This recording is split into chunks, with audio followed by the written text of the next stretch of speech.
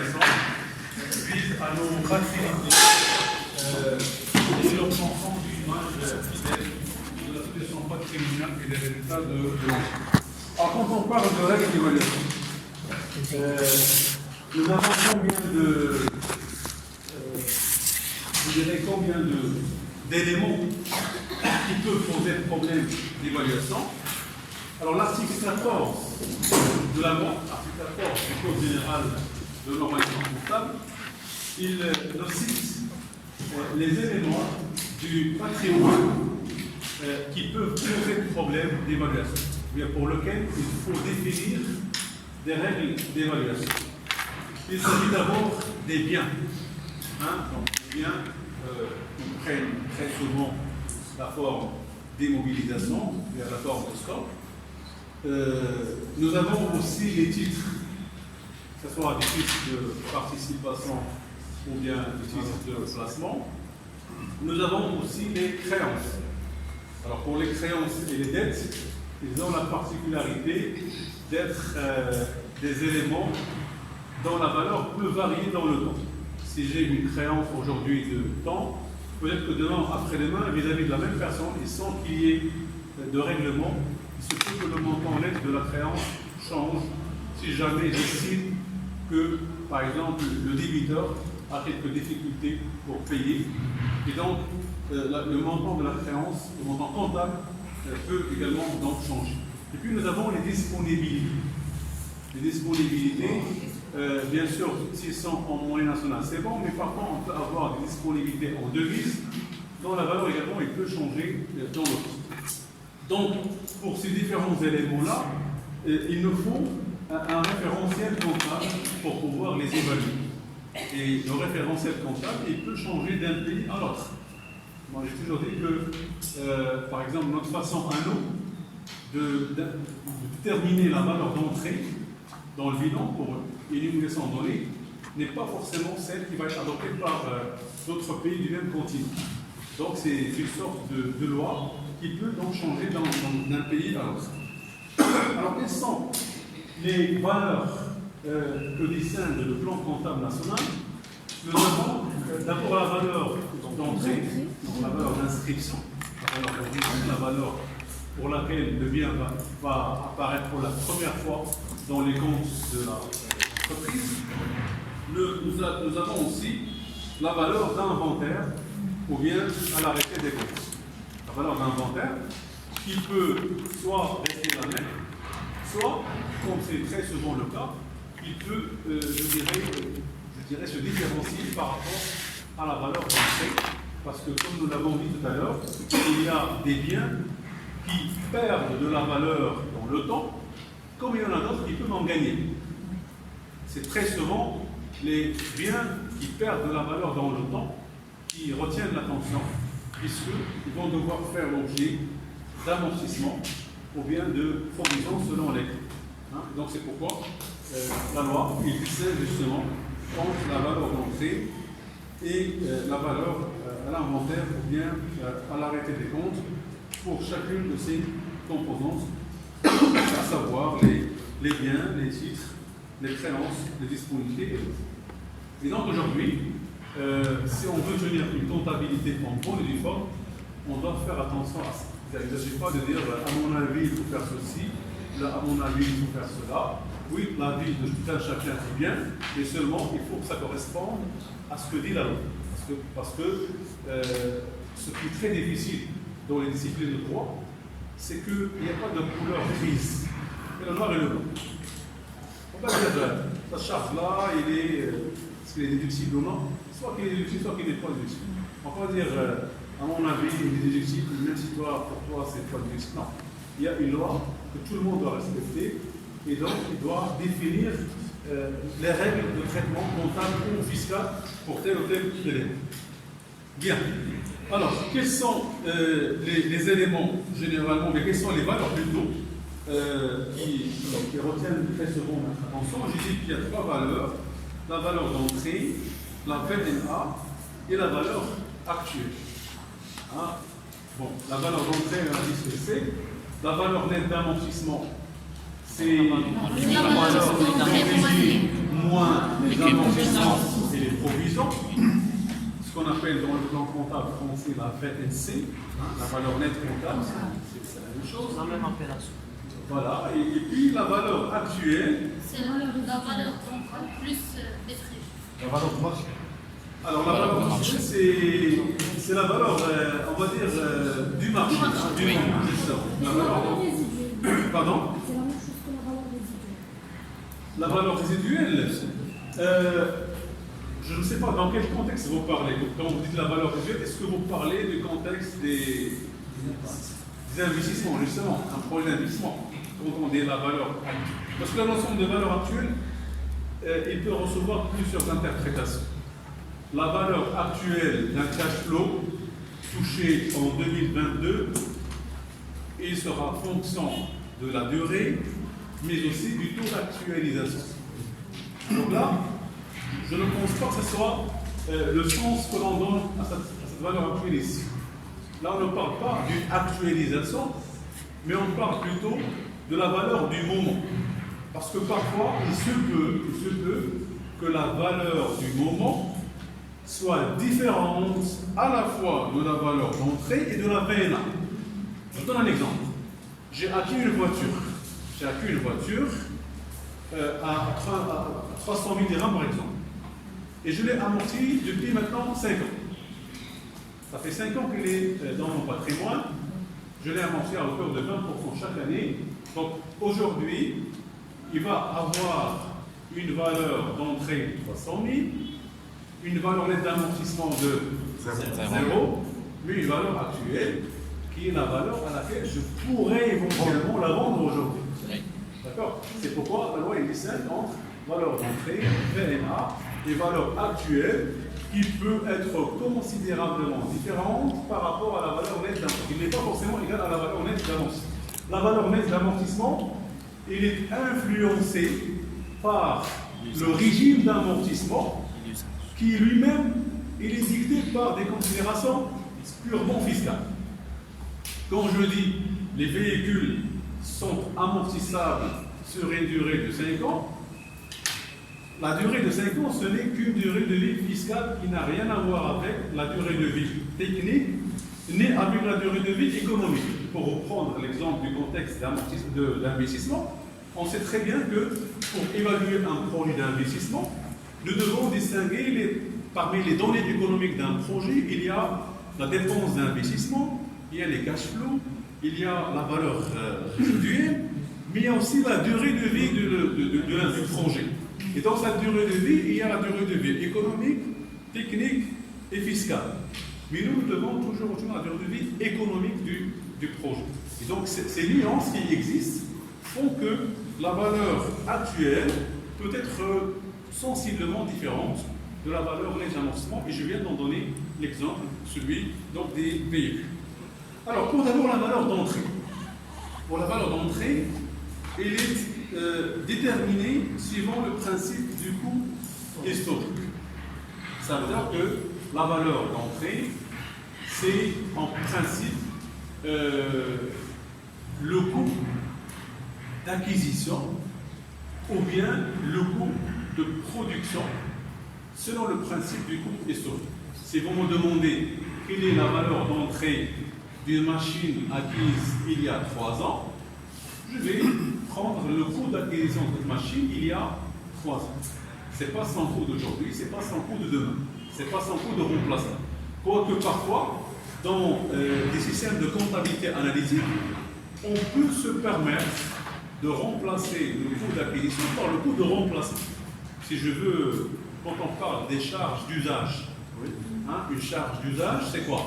C'est la valeur d'usage divisée par la durée d'usage. Parce que, comme j'ai dit, la comptabilité générale, elle est régie par des règles purement fiscales. Mais la comptabilité analytique, elle est régie par des règles de gestion. Maintenant, si je veux constater l'amortissement analytiquement justifié, je peux carrément oublier la valeur d'entrée. Je dirais, aujourd'hui, cette machine, elle vaut combien? Et pendant cette année-là, je l'ai amorti, je l'ai consommé à hauteur de combien? Et donc, au lieu de retenir une notation purement fiscale, je retiendrai une notation économique, ce qui me permettrait de distinguer pour la même pour la même machine, un amortissement de comptabilité générale et un amortissement de comptabilité analytique. D'accord? Donc, ce qui fait que la valeur d'entrée, donc c'est suivant le principe du tout historique. Pour la valeur nette d'amortissement, comme vous l'avez dit vous-même, c'est la valeur d'entrée moins le cumul des amortissements. Et c'est cette veine-là qui nous permet de calculer éventuellement les plus-values ou bien les moins-values en cas de cession de vie. Hein, parce que la plus ou moins-value, c'est toujours le prix de cession moins la valeur nette d'amortissement. Évidemment, si le prix de cession est supérieur à la VNA, on est censé avoir une plus-value. Et dans le cas inverse, on est censé avoir plutôt une moins-value. Et enfin, la valeur actuelle, c'est la valeur du marché. Hein, c'est la valeur du marché. Alors, très souvent, ce que je remarque personnellement, c'est que très souvent, on accorde beaucoup d'importance à la valeur d'entrée et à la VNA. Mais je pense que même la valeur actuelle, elle doit revêtir l'importance qu'elle mérite. Parce que c'est la valeur actuelle qui va représenter le point de départ pour la réflexion qu'il faut engager sur les provisions. Quand on constate parfois des provisions, très souvent les provisions, comment est-ce qu'elles se justifient? Elles se justifient par le fait que la valeur actuelle d'un bien est inférieure à sa valeur d'entrée. Je ne vais pas aller très loin pour chercher des exemples. Si par hasard j'ai un terrain dont la valeur actuelle est inférieure à sa valeur d'entrée, et puisque ce terrain n'est pas amortissable, bien sûr la différence, ça va représenter pour moi ce que je vais constater en provision pour dépréciation. Je le dis parce qu'on a tendance à croire que les terrains, de façon presque systématique, ils ne font que gagner de la valeur dans le temps. Parfois, il se peut qu'un terrain peut perdre de la valeur si jamais il y a des raisons un peu particulières. Par exemple, Les terrains de gisement. les terrains de gisement, à la rigueur, on peut les amortir. Les terrains de gisement qui servent à extraire des matières, du sable, beaucoup d'éléments, on peut les amortir. Mais un terrain nu, qui n'est pas forcément de gisement, en principe, dans le temps, il est censé gagner de la valeur. Mais si par hasard il y a un événement exceptionnel qui peut justifier une baisse de valeur, ça doit donner lieu plutôt à la constatation d'une provision. Par exemple, un changement du plan d'aménagement de la ville ou bien un nouveau projet parfois qui peut carrément casser la valeur du terrain. Parce que ça, c'est quelque chose que j'ai vécu concrètement en 2006-2007. J'étais à la CGI, la Compagnie Générale Immobilière, en consultation, et puis je travaillais avec les directeurs de projet, avec les architectes directeurs de projet. Et parmi les questions que je leur avais posées, il y avait une question relative à un terrain qu'il avait juste à côté, un terrain au quartier de la Cime. En fait, c'était un terrain, moi je savais très bien qu'il appartenait à la CGI. Et ils l'ont vendu à l'état nul. Imaginez avec moi une société immobilière dont l'activité consiste à acheter des terrains, à les construire et à les vendre sous forme de logement, qui vendent un terrain à l'état nul. Ça ne peut pas me laisser, en tout cas personnellement, indifférent. Donc ça a suscité ma curiosité. Je leur ai posé la question, comment est-ce que vous pouvez justifier la décision de vendre un terrain bien placé alors que vous êtes une société immobilière? Alors la réponse c'était quoi? La réponse c'était en fait en relation avec ça. C'est que le terrain il avait été acquis initialement pour construire du moyen et du haut standing, mais comme par hasard il y avait un terrain mitoyen qui a été acheté par un concurrent où il avait mis du logement social. Donc il aura complètement foiré l'idée de construire du haut standing parce que le haut standing en face du social, ça ne peut pas aller comme ça. Et donc ils ont préféré céder le terrain plutôt que de le construire parce que l'idée de départ c'était du haut standing. Ce qui fait que dans ces conditions-là, on peut très bien, si vous voulez, passer d'une certaine valeur à une autre pour un peu une idée comme celle-là.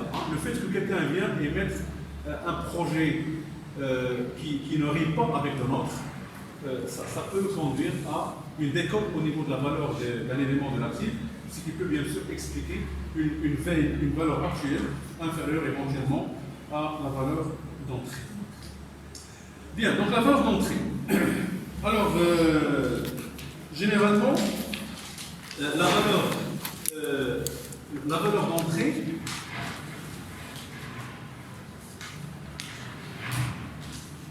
Alors la valeur d'entrée d'un bien,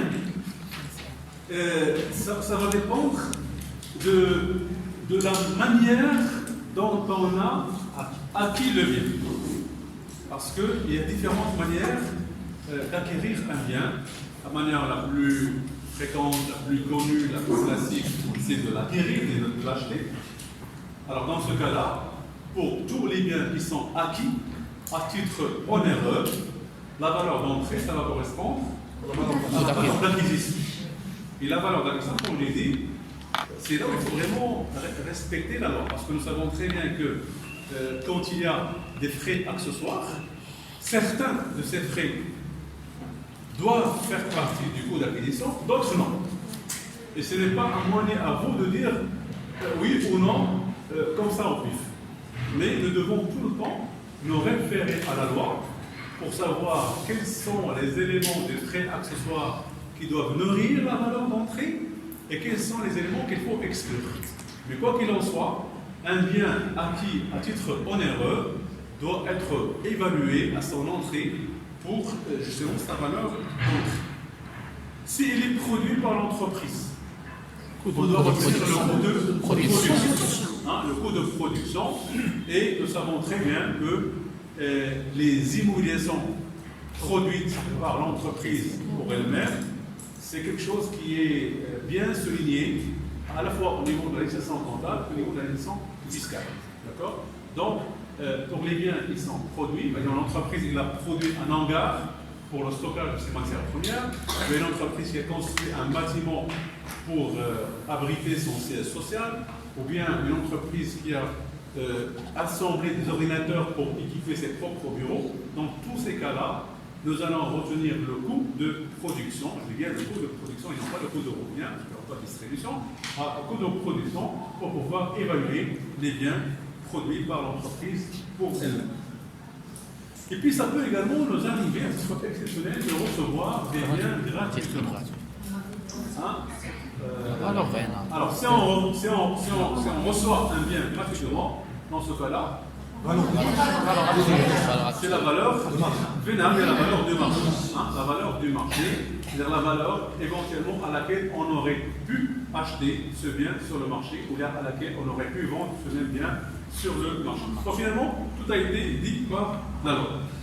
Alors commençons d'abord par, si vous voulez, la valeur des biens qui sont acquis.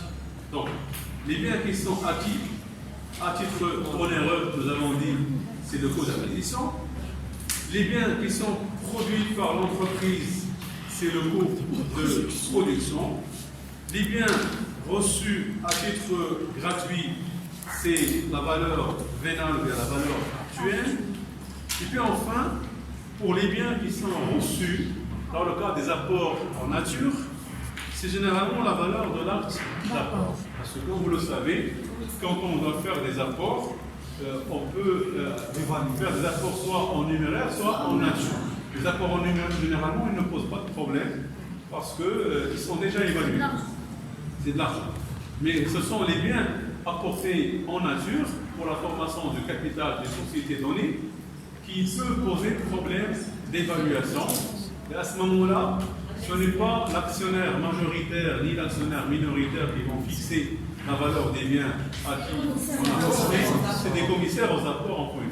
Donc il faut faire appel au service d'un commissaire aux apports qui aura l'expertise nécessaire pour évaluer chaque bien et puis signer un rapport d'expertise d'évaluation pour que les valeurs retenues soient des valeurs probantes, des valeurs qui sont sincères.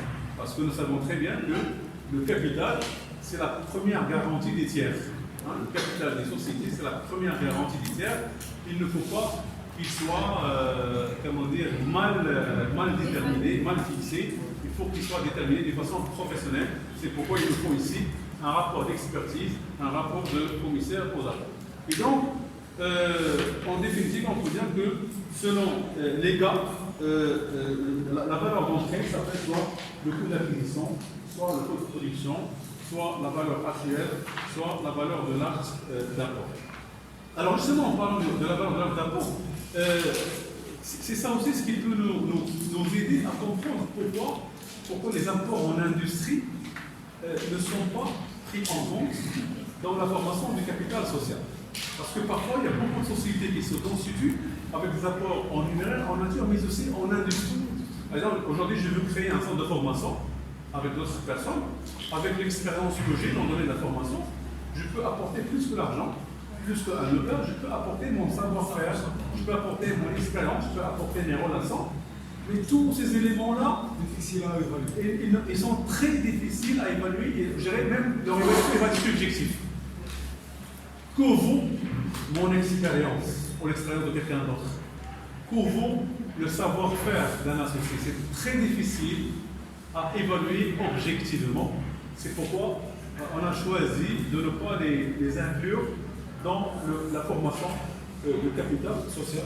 Donc même s'il y a apport en industrie, on ne le prend pas en considération en se contentant des apports en nature et en numéraire. Les apports en nature, ils sont évalués dans un acte d'apport. Alors commençons d'abord par le coût d'acquisition. Alors comment détermine-t-on le coût d'acquisition? Voilà, donc c'est le prix d'achat plus les frais accessoires d'achat Moins les réductions. moins quoi? Les réductions. Moins les réductions à caractère commercial. Voilà. Plus la TVA non récupérée. Voilà. Donc je dis, c'est le prix convenu net des taxes récupérables. Ça c'est très important, puisque on est assujetti à la TVA avec un prorata de déduction de 100%, il n'y a pas de problème. La TVA est très souvent récupérable et il ne va pas faire partie du coût d'acquisition. Mais si par contre, on est assujetti à la TVA avec un prorata de déduction, je dirais, qui n'est pas de 100%, on est un assujetti partiel, à ce moment-là, dans chaque montant de TVA qu'on va payer, il faut distinguer la partie récupérable qui est à exclure et la partie non récupérable qui est à inclure dans le coût d'acquisition. D'accord? Et il en est de même pour tous les cas où la TVA n'est pas récupérable. Parce que comme vous le savez, la loi marocaine donne en principe droit à la récupération de la TVA, sauf pour des opérations bien déterminées. Par exemple, la TVA sur les véhicules, le transport de personnes, le transport individuel de personnes, n'est pas récupérable.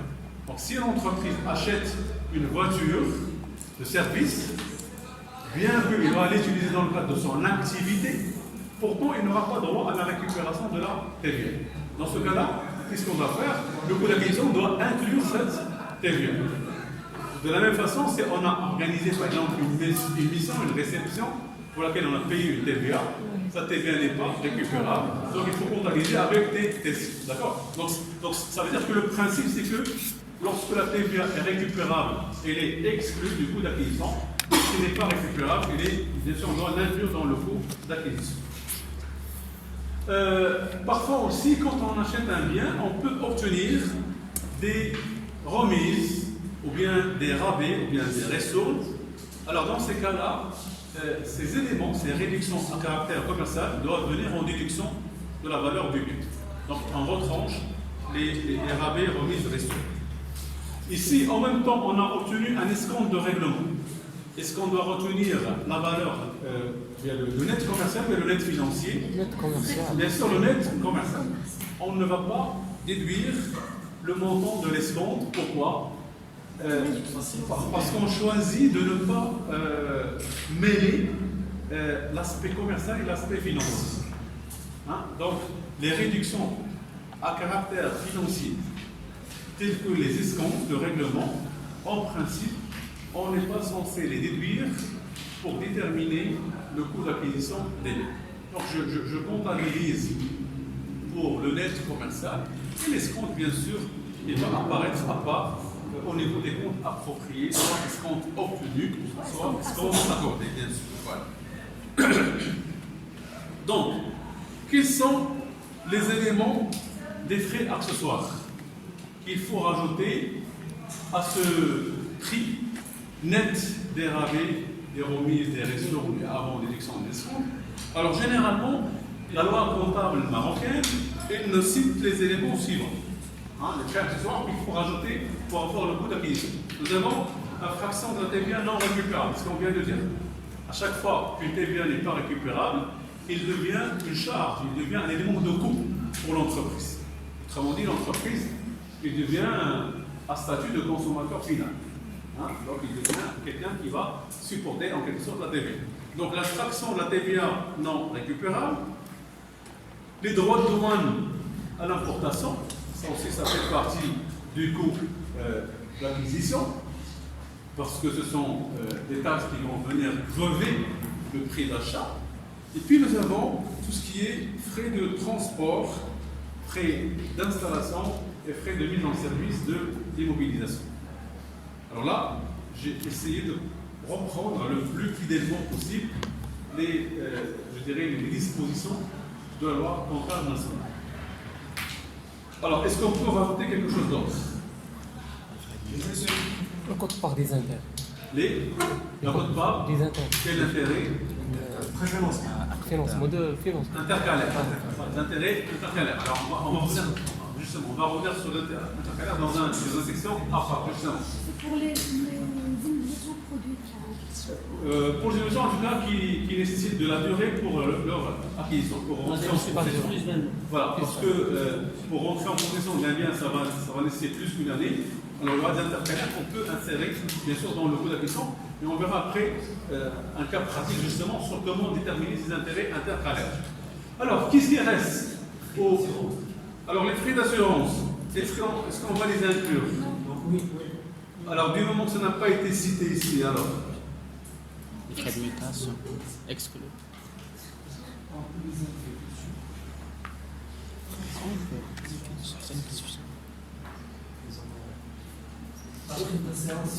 Pardon, oui. Alors, il faut que ce soit une prime d'assurance spécifique à l'opération d'acquisition du bien. Par exemple, assurance sur le transport. Mais pas assurance, on va dire, sur le bien entier. Si par exemple j'ai dû payer une prime d'assurance rien que pour le trajet de transport. Supposons que le bien va venir du Portugal vers le port de Casablanca. Et on a dû payer des frais de transport à ce moment-là, oui, effectivement. Mais s'il s'agit d'une assurance sur la vie du bien, d'une façon générale, il y a le vol, généralement ça va apparaître dans un compte à part, dans le code bien sûr de la classe 6, en tant que charge. Voilà. Alors la même loi, le même code précise que, par contre, sont exclus les droits de mutation, les honoraires ou commissions d'intervenants et les frais d'acte. Donc il y a trois éléments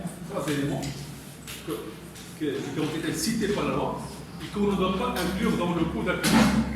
Et d'abord les droits de mutation. Qu'est-ce qu'on n'entend pas? Droit d'enregistrement. C'est le droit d'enregistrement, tout simplement. Parce que pour les biens immeubles, très souvent on parle de droit de mutation. Il y a un bien qui va changer de propriétaire. Je vais vous vendre un terrain. Donc les droits de mutation, les droits d'enregistrement sur ce terrain-là, est-ce qu'on va les inclure ou non dans son coût d'acquisition? On aurait pu les inclure, attention. Si on avait décidé de les inclure dans le coût, la décision aurait été considérée comme très logique. Seulement, ce n'est pas la position du droit comptable marocain. Si on était au Sénégal, au Gabon, au Cameroun, et qu'on nous dit les droits de mutation sont inclus dans le coût, on ne doit pas considérer ça comme surprenant. Parce que c'est très logique. Mais dans la logique comptable nationale, on a choisi de ne pas les inclure. On leur a réservé un compte à part, c'est le compte frais d'acquisition d'immobilisation. Donc qu'est-ce qu'on met dans le compte frais d'acquisition d'immobilisation? On met donc les droits de mutation, les honoraires ou commissions d'intervenants, parce que parfois pour acquérir un bien, on peut faire appel à un intermédiaire ou bien un commissionnaire qui va nous aider à mettre la main sur un bien, sur un matériel, sur une machine.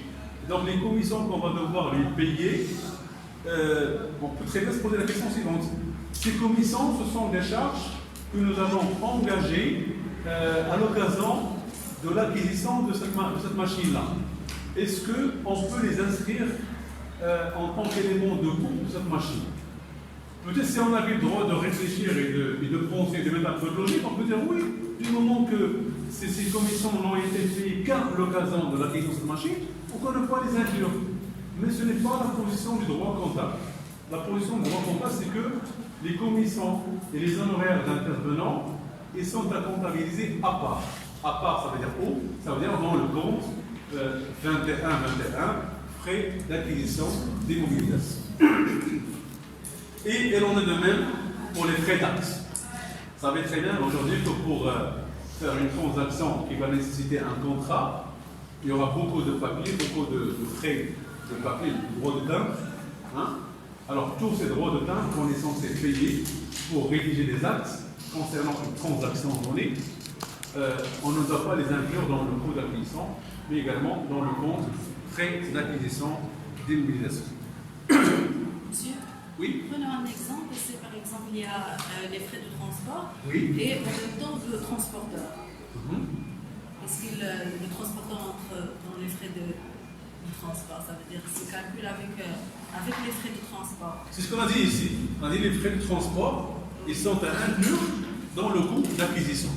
Par Mais, exemple, par exemple, dans un cas, il y a les frais de transport et à part, il y a le transporteur.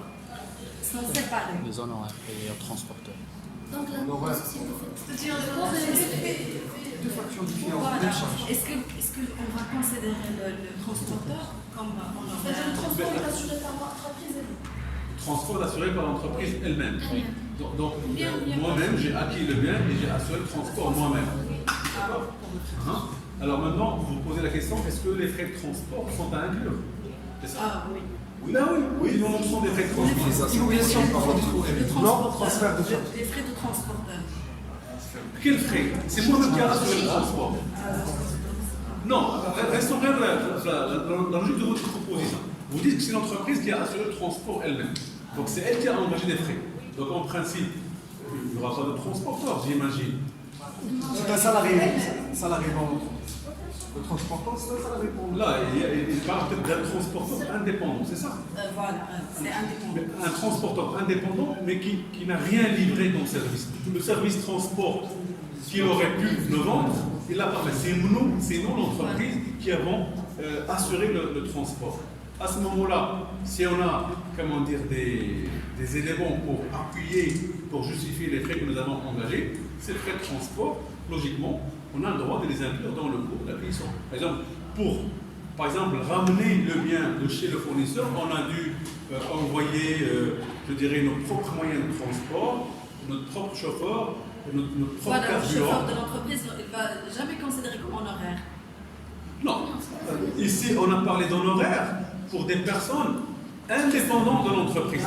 Parce que le salarié, le chauffeur de l'entreprise, c'est un salarié qui va jamais toucher des honoraires, c'est un salaire.